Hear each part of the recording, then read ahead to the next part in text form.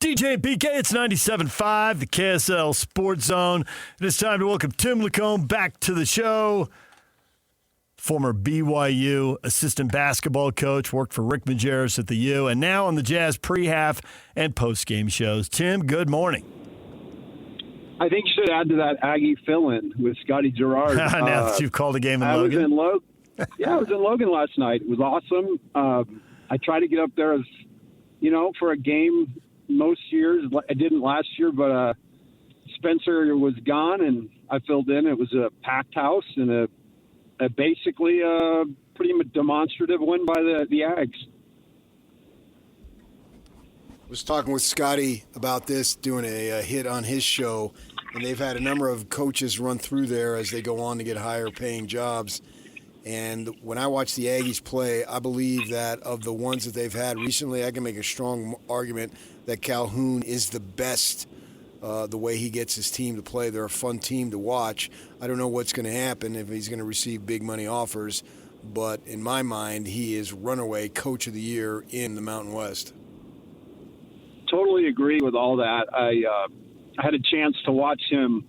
I should say work, but it was run. The dude's got crazy energy up and down the sideline. Certainly really passionate, but his teams, what I look for is, you can tell a lot about a coach by the way his teams play, and they're detailed, they're intense, very intense, and they share the ball. Like it's second nature. They had 6 or 7 possessions last night where they could have easily taken a shot, and they just made the extra pass for an easier one. So, yeah, I'm with you. I think he does a great job, and it was awesome to be up there to watch his team play.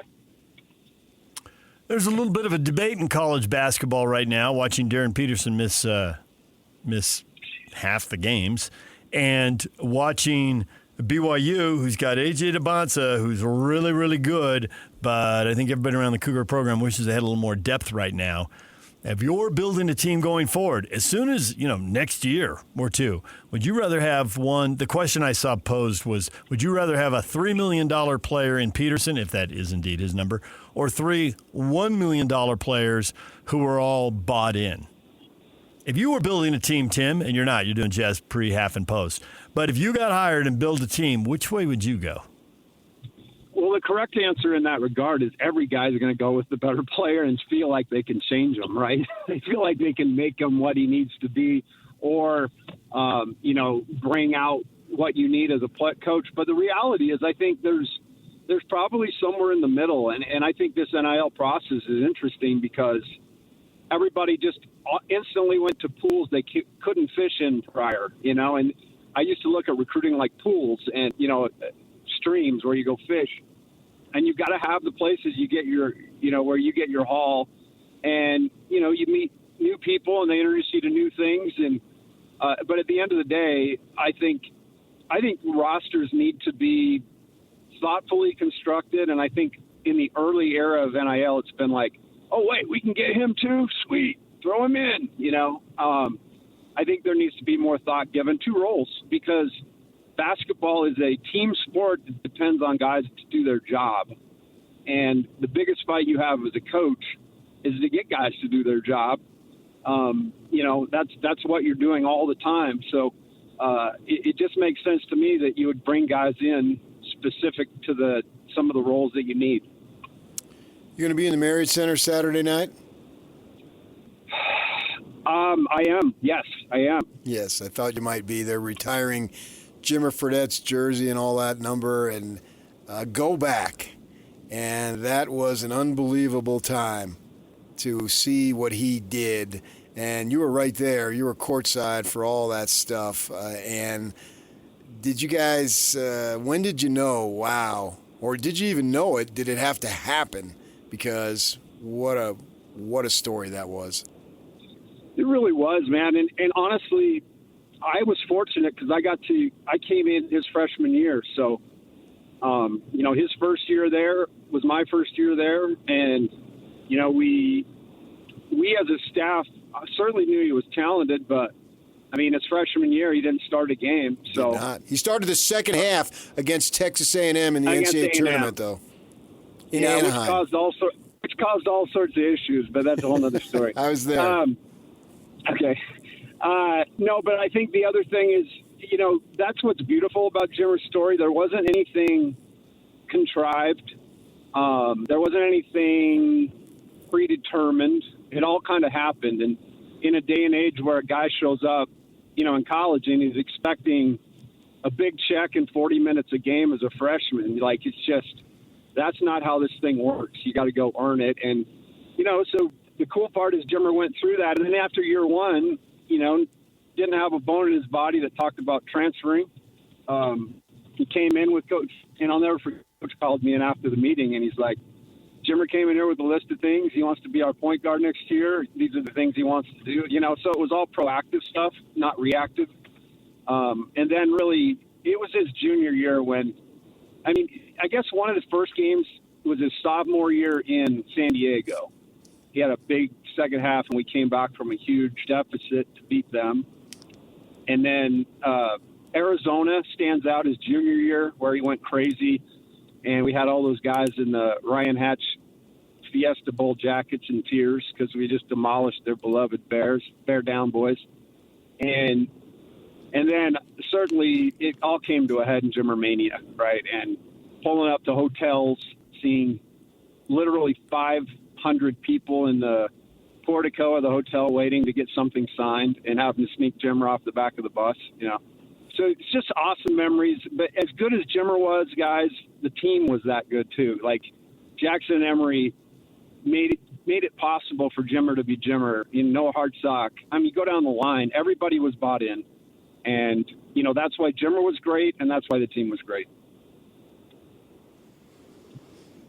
It's funny you mentioned those guys, and Dave Rose always talked about program guys, and you're always trying to get guys to get in a program and then over the course of 3 or 4 years really develop into something. I don't think any of the 4 guys you mentioned made a big splash early on in their career. Maybe Emery did because he could defend, so maybe I'm not remembering it right.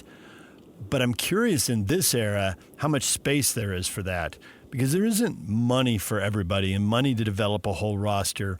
And I'm curious what these coaches are doing in this regard. And maybe you just buy 8 players every year, and then that's just the way it's going to work for the top 100 teams that if they're not in the NCAA tournament, they're at least competing for it, 1 or 2 times every 3 or 4 years. And I'm wondering if go get your starters and you got your subs, but the other spots that are on the roster, what about development guys? And what about the programs at the top? I hate to say developing minor leagues, but, you're talking to guys who went to UCSB in northern Arizona, so we kind of know our place in the universe here. But saying to high school kids, hey, here's 5 guys you can go play for that will develop you, and we will look at you when you're sophomores and juniors. I've already been watching you for 2, 3, 4 years. I'm not going to stop. The door is open. This is how college basketball works now. There is a considerable amount of angst around the sport, especially here where people used to watching local kids go to local schools, about how those kids are getting shut out. And coaches can get pushback on that. And I'm wondering if this is a way to, A, manage the situation, and B, develop guys so you don't have to pay everybody top dollar coming off the market. You're going to pay them something. What do you think about that whole process? Because with these new rules, everybody's got to figure it out. And I think Utah State is kind of going down this road, and it makes sense to me. Well, what I think, Calhoun was pretty thoughtful. There have been a lot of really good teams through the history of Utah State. And what's crazy as I sat there last night is they have not messed with the formula that made them great. What this has allowed them to do is maybe go out and get a little higher level top tier player. But like the makeup of that team, you got a kid who is beloved, right? Local kid who's beloved, and Mason Falslove. You've got Drake. You got Drake, point guard. And then you've got Templin's in his 3rd year in the program. Templin, Carson. That's who I was thinking of. Carson Templin's from Dallas. They've had a guy like Templin. Go down the list. Just a rugged, big, of varying ability, but just plays their butt off. Brady Jardine through the years. Justin Bean. I saw Gary Wilkinson last night. I mean, so what I'm saying is I think Utah State was at least gave the model of success there some play, and I think everybody else has just been like, oh my gosh, we can go get a 3-star for $1 million on the end of our bench. Boy, that's exciting. And to me, you're missing the mark. Development. I'm watching it in the NBA. I watch a guy like Colin Gillespie for 2 years just bust his tail an hour before the game with workout guys. And lo and behold, guess what? Give him the opportunity. The guy was ready, and he's playing great basketball in the NBA. I think you can do the same thing, and I think it's efficient. If you want to be efficient and not just throw money all over the place. And it brings in relative. Like, it's hard for me sometimes to watch local teams play when they don't have any local guys on the team. And I know that sounds stupid, but I do think to get people bought in, all the way interested, I think there's going to be some tweaking for sure.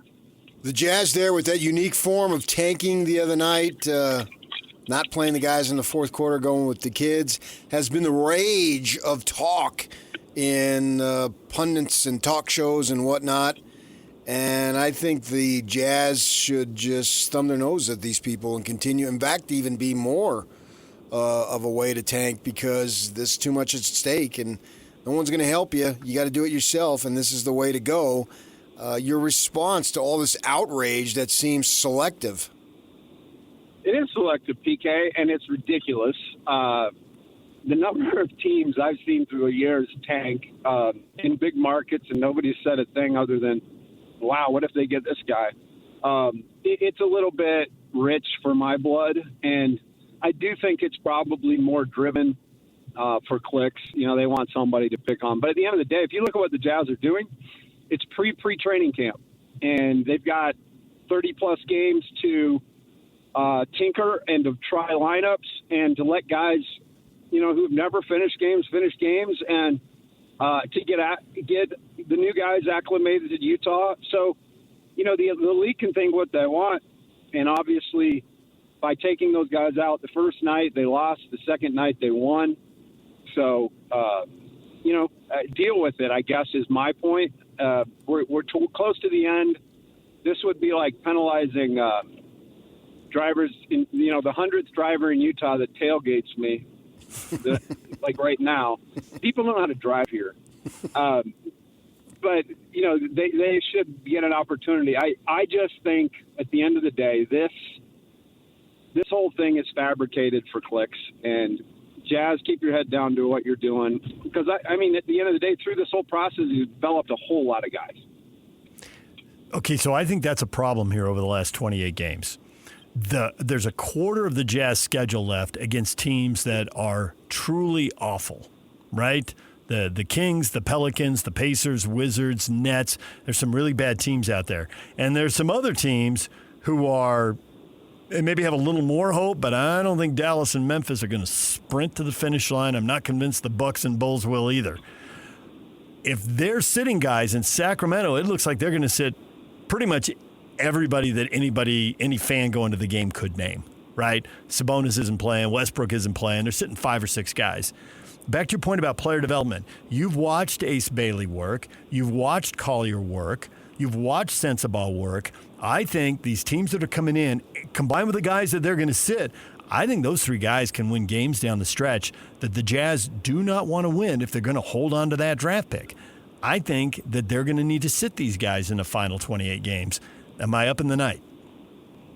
We're actually working on an initiative at the Jazz. It's join DJ and PK as 3 other starters for the Jazz for a 10-game contract. And we're going to roll you guys out there with 3 listeners, and we're going to see what we can do as an organization to protect the pick. Okay. No, I hear you. And it is. It's something that definitely is a game within the game, but at the end of the day, you've got Danny Ainge, Austin Ainge, those guys running things. And I would assume it probably wouldn't go to the length of DJ and PK and TLC in the starting lineup, but maybe something close to that by the end. Who knows? We'll see. Yeah, they have no choice, man. If they run out their guys and play them 30 minutes a game, they got 28 games? They're winning 14 of them at least. And my favorite part of that, I have had to sit through the last 3 or 4 years just constantly barrage how bad the Jazz draft picks are, and how they can't do this and they can't do that. And again, it comes back to development, which is real, which has taken place here, and that's why this is even a discussion, because these guys have raised their level year after year, and that is going to be a good problem to have when the cellophane is off the top of the rim and we can actually shoot to score. Yeah, it's coming. Tim, we appreciate it as always. You two guys, there was a movie that was popular in the video stores as a kid. I was too young because it was rated, but it was called Officer and Gentleman, and I think you two are both. I actually saw that movie. I would walk by that section and kind of peek over to see what's the stuff my mom doesn't. An Officer and Gentleman. The cover wasn't too.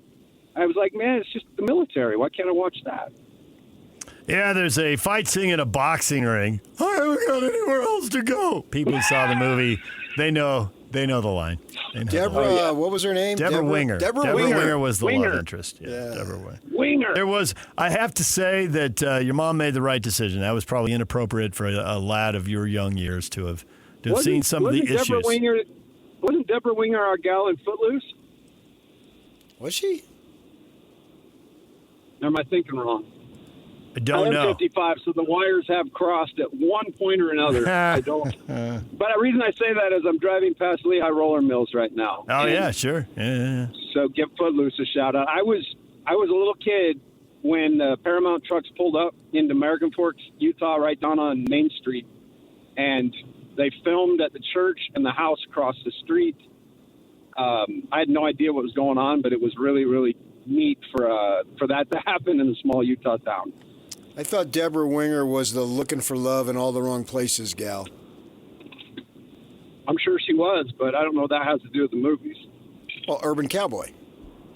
I think she was an Urban Cowboy. Wasn't she I never saw that, but I think she was. She was the premier lead actress, wasn't she? This is something no one knows. Dave Rose's wife, Cheryl, was an extra in that show when he rode the horse out. I don't know, at one point or another, but she was in that movie as an extra. In Looking for Love, or whatever it was called. Yeah, Looking for Love in All the Wrong Places with Robert Redford. Urban Cowboy. Urban Cowboy. It was down in St. George. They filmed a scene, and she was in it. I thought I recognized her. So there you go, another movie trivia. What can I do while I'm going 75 and trying to avoid idiots? Well, I was in a car scene in Chips once. No way. You don't know this story? Tell it, PK. It's a classic. Dude, Ponch and John were like my running mates as kids. Yes. We are in the city of San Fernando, which is in the San Fernando Valley over there in Los Angeles. And I'm sitting with my college roommate. I'll tell you who he is off the air. And he has this yellow Nova. And he's driving. I'm in the passenger seat. And it's a 2-lane to turn left. And I look to my right next to me, is freaking Ponch and the other guy. And they're dressed up in their whole... Ponch and John, come on. It's really funny. It's a crazy story. Yeah, I mean, they're literally right next to me. I could talk to them, right? And it took me a second, like, are they filming a scene? And then I look, and then I see we go to make the left-hand turn, and as we're making the left-hand turn, the cameras are there. So they're filming it live, and it was an actual scene. I never watched the show because I think it came on Saturday nights, and, my junior year at ASU on Saturday nights. On, man. Yeah. He was pre-med. But I went over to my sister's house, like in December. The semester was over, and it's a Saturday night, and she's got Chips on, and that was the very episode that came on, and I saw us in the Yellow Nova getting ready to make the left-hand turn. So I was in Chips. Now, the only thing that make that story better if it was a Champagne Supernova, and then we'd have it made. But good work, BK. You know what? You've been around greatness as long as I've known you. Drove through a scene with Ponch and John. How random, I guess is the word, I don't know, would that have been? That literally happened. Jake's sitting back there saying, let's take the break. That's what he said. He just said, let's wrap. Literally, those are his last. Let's wrap. And you know what? I love that guy, by the way. Jake Hatch is a national treasure. International. So just want to get that out there. There it is. All right, thanks, Tim. We'll talk to you again next week. Yeah, I love you guys. DJ PK, it's 97.5 the KSL Sports Zone. When we come back, everything you missed in this show coming up next.